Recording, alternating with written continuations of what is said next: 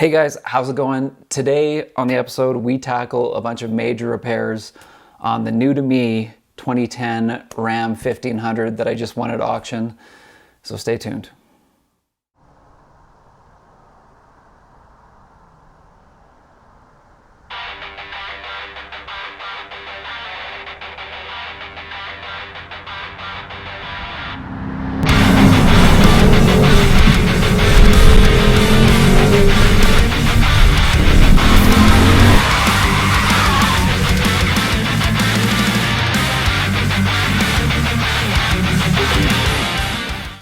So recently I introduced the Ram 1500 that I won at an auction to the channel. Now there's definitely a ton of rust issues that we had with it, and I knew I was going to have to tackle some of them immediately. None more pressing than the roof.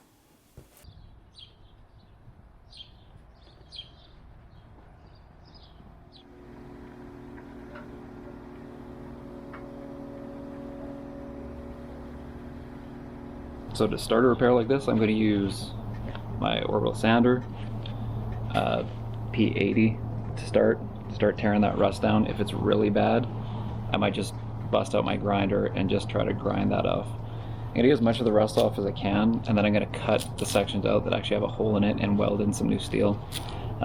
Just going to do what we can to try to patch those holes and have it ready for the rest of winter. Try to last through the rest of the winter, and then we can decide in the spring what we're going to do with it.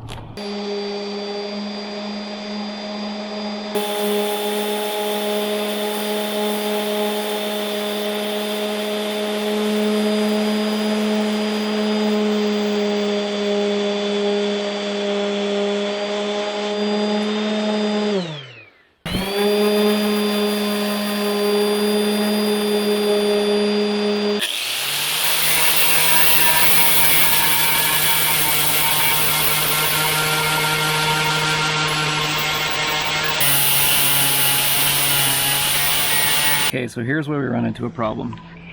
I knew about these holes up here. That was no surprise. I knew that that was a bad hole. And we have a couple little holes here, here, here, and on that far side there's a little hole as well. Now, as you can see, in this channel where the windshield sits, that rust has come over the edge and gone down here as well, which is kind of annoying. So trying to get rid of that rust with the windshield in is difficult. Not impossible, but difficult. Now, I knew that I wanted to cut and weld in new metal for here. That's easy enough. I've got metal, got my welder, no big deal. The problem is down here. It turns down 90 and goes down here. That's no big deal. I do have metal, I can form it. I've already got some patch material that already has a 90-degree bend in it. That's no big deal. I can form this easy. The problem is that I'm gonna have to cut this out down here, and cutting that out down there means that I have to get in there to weld. I have to get into that channel to weld. The problem is this windshield is going to be in the way of me getting in there to weld. There's no way I'm going to be able to get a nice weld with that windshield in there. Now that is a problem. So here we are, about an hour in or so. Look at all these spots. These are all rock chips that the previous owner just left to kind of blossom into rust. So all that is rust, and it's all kind of pitted in there. I'm gonna have to treat all this stuff to try to get it to stabilize and not rust more. But honestly, with a roof that's this rusty, I don't even know how easily I can guarantee that I get every single piece of rust. I'm sure gonna try, but man, oh man. Now, originally when I started working on the truck and started doing this repair, I figured that it was gonna be fairly simple. I was gonna grind away, find that hole, cut the little patch on the same plane, and weld in a new patch, and then we'd be good. Obviously that was not the case. So realizing that this was going to take a major repair, and the fact that the forecast was calling for rain later that evening, I realized that I was going to have to temporarily come up with something to protect all those holes in the roof and all the paint that I just stripped away. So basically what I decided to do was just to tape it so I could transport the truck somewhere where I could start working on it. Okay, so we had to move this whole operation into my mom's garage because my garage is a standard size garage, which means that my truck will not actually physically fit in the garage, which is tough because all my tools are there, my welder's there, it's heated, I'm home, all those things. So my mom has an oversized garage, which is great. The truck fits very nicely in this oversized garage, which is excellent. Which means it gives me a space. Now, her garage is not heated, but with some electric space heaters to at least keep it warm when I'm working on it in here, that will give us more than enough heat that we can get this repair done. So my solution was tape. Now, I put black, I guess black just because it matched the truck really, the black tape over it, just to stop the water from getting in. And it actually worked really well. I am gonna have to use a little bit of adhesive remover just to make sure any of the residue from that tape gets off the paint. But in the grand scheme of things, that is pretty minor as opposed to having a whole bunch of water seep down into each one of those holes.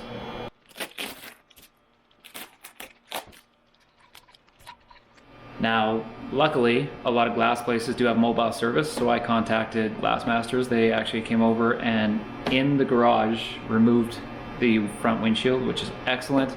They're gonna come and put it back in after I do this repair, but that makes it easy. Got them to come over, totally pain-free. Those guys are great. Get the windshield out of here. Now I can do the repair. So first things first, gonna use some Goo Gone to try to get a lot of this residue off here that I had from that tape. Tape was good to protect it from the weather. Now we got to get it off the finish. I'd really rather not grind it into the finish, heat up that glue and make it worse.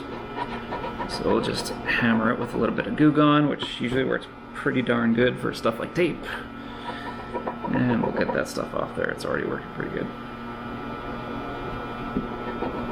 Okay, so the damage on where it is on the roof and how it kicks down to where the windshield sets, I realize makes it not a good candidate to cut out patches and weld new things in or glue them in, depending, you know, if you don't want to catch your headliner on fire.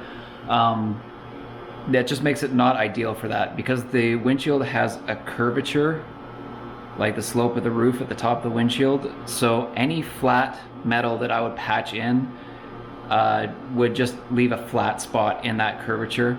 So my next best option is to get a new roof. Now I don't want to replace the entire roof, but with at least the first foot of a new roof, I should be able to cut out the sections that are bad in my roof and then just lay the new section of roof skin over top of that. And then I've got a flawless section that I can Bondo over top of, smooth it out, repaint, and it should look perfectly brand new. So this, ladies and gentlemen, is the front 12 or 14 inches of a Dodge Ram or a Ram 1500 roof.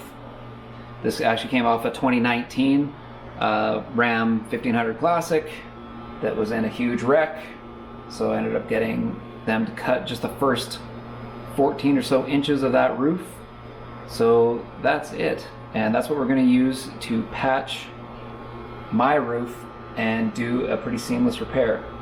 So the first things first, I've got to take out the windshield right here, the last little chunks of the windshield, and then I'll start cutting out the sections that I don't need, like that side channel, weather stripping channel right there.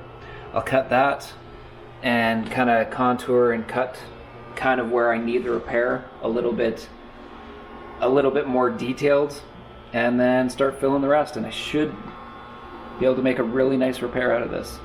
So first things first, gonna start trying to remove that windshield out of our donor roof here, and then start looking at where we want to cut it precisely.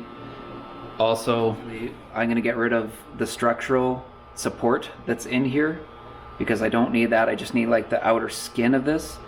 So that's held on by a bunch of tack welds, and I don't know how easily we can see this. You can kind of see it when I get closer. All these tack welds right here I'm gonna have to drill them all out to separate the two. So drill out those tack welds, get that structural out of there so it's just the top skin that I've got to replace, and then we should almost be laughing.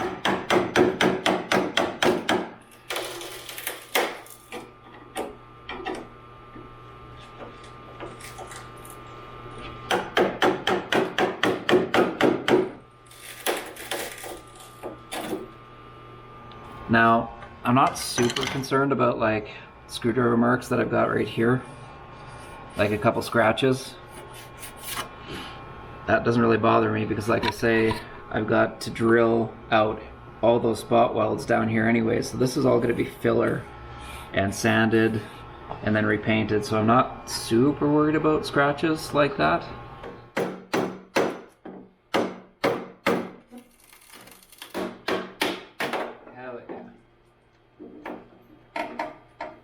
Okay. Whew. And that is the last of that.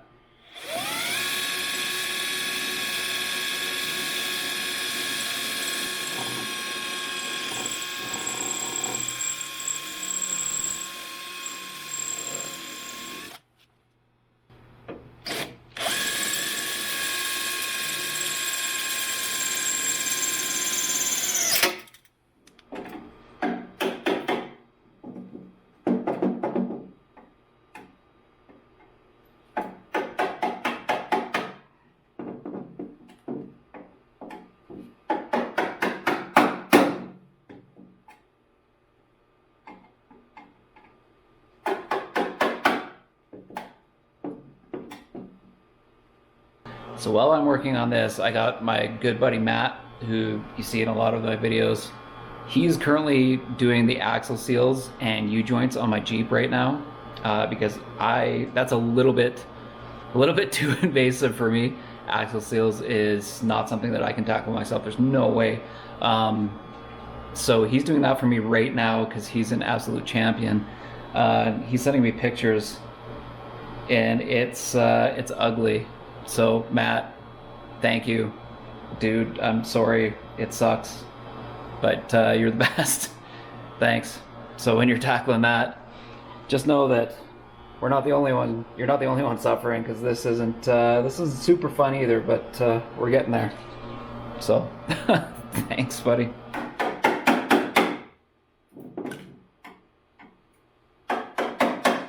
We're starting to get this separated.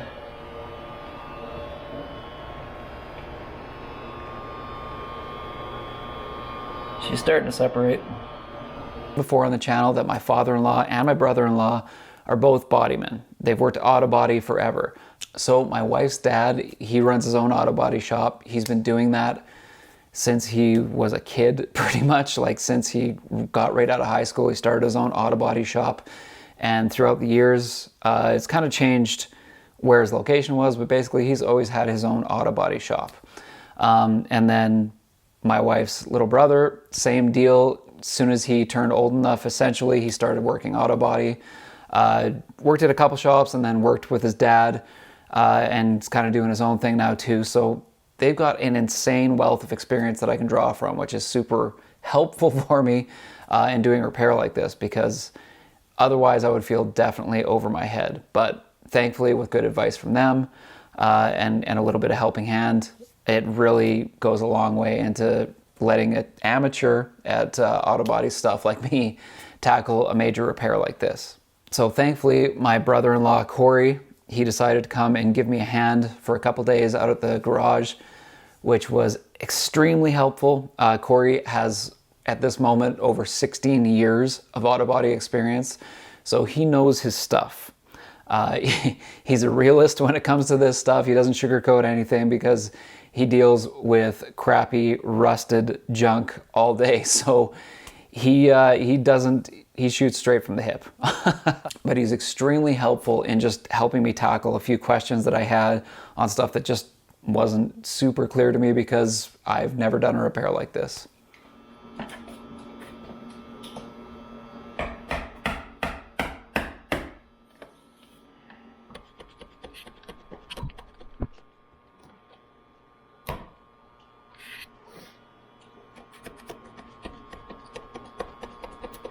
But I can't believe much that angle. Oh, yeah. The rockers are pretty cooked. And Yeah, those rockers aren't good.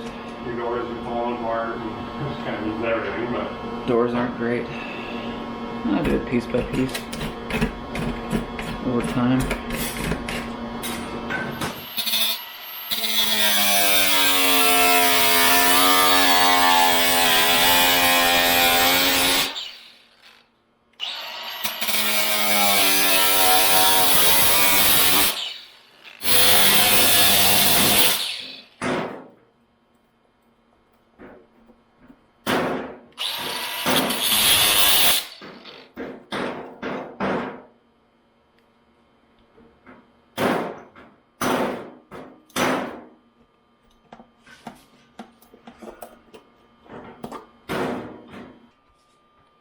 And there we go.